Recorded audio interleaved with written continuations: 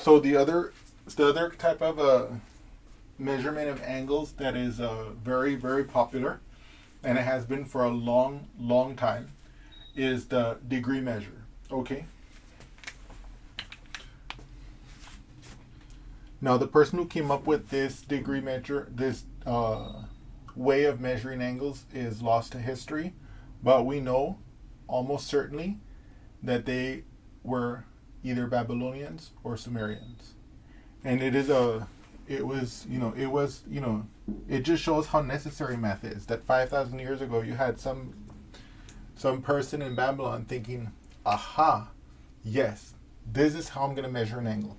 So let's assume here that I have an angle in standard position. That is to say, its initial side is located on the positive x-axis with the vertex superimposed onto the origin of the coordinate axis, the xy axis, and in such a way, right, that it opens up counterclockwise to indicate a positive orientation. And the basic idea of the degree measurement is this: I imagine that I look at the complete rotation as being, let's imagine, a pie, and we're going to slice it into 360 slices. And the amount of slices that are captured by this angle will be the degree measurement, okay? Now, there I kind of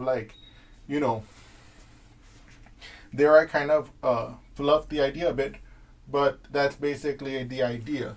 If I consider the full rotation to be 360, then the fraction of that which is taken up by the angle, that's the degree measure. Okay? Okay. So let me write that down for you, and then we're going to look at some of the main angles of interest to us. So in other words, the degree measure of an angle is the number of pieces contained by an angle if you consider a whole rotation to contain 360 degrees. Right? So if this angle were to go all the way around once like this, that would be a 360 degree angle. Okay? If you go halfway, a half rotation, right, which corresponds to a straight angle, you would get 180 degrees.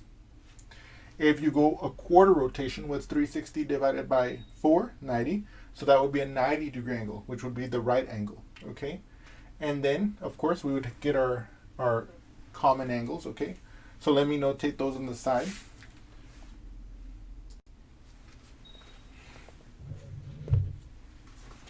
And so here, for example, I have some of the main angles and their corresponding degree and radian measure. The complete rotation, as we noticed already, which on degrees is 360. That's by definition of the degree measurement. That 360 is considered the whole rotation, and the angle measure in degrees is the portion of slices. If you imagine the whole rotation as a cake, you sliced it into 360 equal pieces. How many of those slices are inside of that angle? That's the degree measure. With the radians, it's 2 pi, and we saw that was the length of the unit circle. If we consider the length being the circumference, and the length of that would be 2 pi.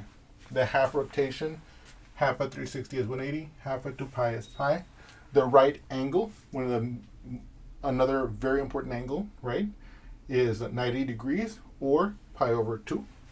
And then these angles, they don't have a name, but they're going to come up a lot in textbook type problems, and so it's good to know them. The 60 degree angle is also the pi over 3. The 45 degree angle, also known as pi over 4. By the way, those are not villains. Just because we're saying also known as, aka, they're not villains. It's not 45 degrees, aka the slim bandit. No. Anyway, 45 degrees is pi over 4 radians.